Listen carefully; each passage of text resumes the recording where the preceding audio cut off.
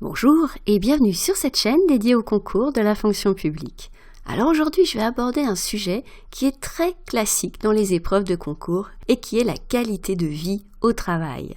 En effet, on retrouve ce sujet dans de multiples concours, notamment de la filière administrative, mais pas seulement. On l'a trouvé par exemple au concours de l'ENA en 2018, au concours d'attaché territorial et même de rédacteur territorial principal en 2021, d'inspecteur du permis de conduire en 2020. Donc on voit des concours très différents, mais un sujet qui n'est pas si facile. Et oui, parce qu'on a plutôt l'habitude de sujets dans lesquels on a un cadre juridique.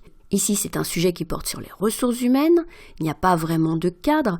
Il y a eu des accords interprofessionnels, on a des circulaires, mais néanmoins, la qualité de vie au travail, c'est surtout une démarche.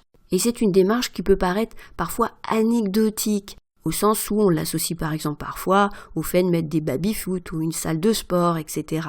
Mais la démarche d'amélioration de la qualité de vie au travail, c'est bien plus fondamental, ça touche vraiment aux conditions de travail qui visent à répondre à des problématiques qui sont, par exemple, l'absentéisme, voire même les risques psychosociaux. Ça touche également aux relations avec le public et à la qualité du service public, puisqu'on attend de cette amélioration des conditions de travail une meilleure qualité du service rendu. Alors comment on va pouvoir traiter ce type de sujet dans une épreuve sur dossier ou une épreuve de composition, mais plus souvent ce seront des épreuves de notes sur dossier? Eh bien, on va se mettre dans une optique de projet. Dans la première partie en général, on va rappeler ce qu'est la qualité de vie au travail, ce que cela implique, quels en sont les enjeux. Il ne faut pas oublier bien sûr d'insister sur les points qui concernent directement le service public. On a parlé de la qualité justement du service public. Et on peut relier ce sujet de la qualité de vie au travail à d'autres sujets qui sont d'ailleurs certainement évoqués dans le dossier, comme la marque employeur, l'intérêt justement pour l'employeur de réfléchir à cette qualité de vie au travail dans une démarche de marque employeur. On a aussi le contexte du télétravail, avec ses implications en termes de droit à la déconnexion par exemple. Donc on voit que la qualité de vie au travail répond à des enjeux très variés. Dans la deuxième partie, on va présenter ce qu'est une démarche d'amélioration de la qualité de vie au travail de façon très concrète. Il faut éviter d'en rester à des généralités pour montrer qu'on se met en situation et qu'on est force de proposition. Et pour faire ces propositions, on pourra s'appuyer sur un document qui est vraiment très très bien fait, qui est un guide de la qualité de vie au travail qui a été publié en 2019 par la DGAFP. Tu pourras me dire, 2019, ça commence à faire un peu vieux. Mais sur un thème comme ça, il n'y a absolument aucun problème pour s'appuyer sur un document qui est très riche et qui va justement aborder la façon de lancer une démarche de qualité de vie au travail. Le document insiste sur le lien entre qualité de vie au travail et besoin de sens au travail pour favoriser l'engagement, la motivation, sur les liens avec la prévention des risques professionnels et sur la façon dont une démarche de qualité de vie au travail permet d'accompagner des transformations des organisations, par exemple des mutualisations, des regroupements de services. Et de façon très concrète, ce document va expliciter les différentes phases d'une démarche de qualité de vie au travail. Donc, on va commencer bien sûr par la conception et le pilotage, donc définir comment on va s'y prendre, puis le diagnostic et l'expérimentation. Ça, c'est un point important, le fait que quand on met en place une démarche de qualité de vie au travail, on n'a peut-être pas tout bon du premier coup.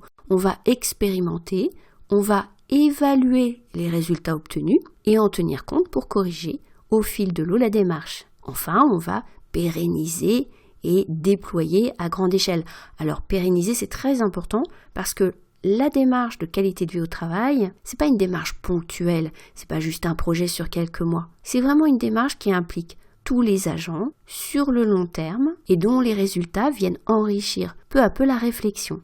Alors le document de la DGAFP a l'intérêt de mettre en évidence des facteurs de réussite de cette démarche. Et là, on voit tout à fait comment ça peut devenir une deuxième sous-partie d'une deuxième partie. Ces facteurs de réussite, c'est bien sûr d'abord le fait de porter cette démarche au plus haut niveau tout au long du projet, d'intégrer dans cette démarche toutes les équipes à tous les niveaux et bien sûr aussi les représentants du personnel, La qualité de vie au travail contribue à la dynamique du dialogue social et le fait de s'appuyer sur une analyse fine des situations professionnelles. C'est là où on voit que la qualité de vie au travail, ça peut paraître un concept très global, très général, voire un peu creux, mais qu'en fait, pour que ce soit réellement efficace, il faut que ce soit une démarche qui s'appuie sur du concret.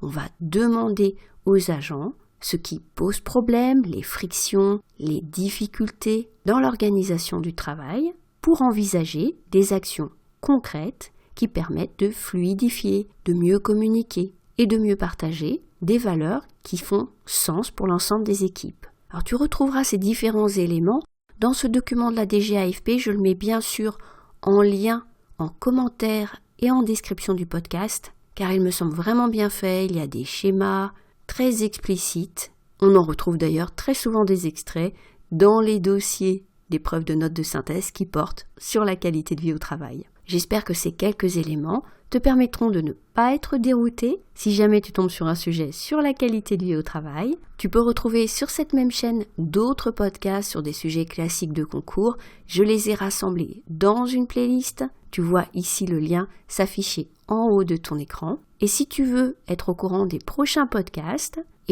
n'oublie pas de t'abonner à la chaîne. Pourquoi pas de cliquer sur la petite cloche pour recevoir une notification. Et enfin, tu peux rejoindre un espace de partage sur Slack. Là aussi, je mets des sujets d'actualité, notamment des revues de presse, sur des sujets qui peuvent tomber lors des épreuves des concours de la fonction publique. Donc pour nous rejoindre sur Slack, c'est très simple. Je te mets une petite vidéo à la fin de ce podcast et tu trouveras le lien pour te connecter au Slack de Plus d'Options en commentaire et en description du podcast. Il me reste à te souhaiter très bonne chance pour les concours que tu prépares. À très bientôt sur YouTube et à très bientôt sur Slack.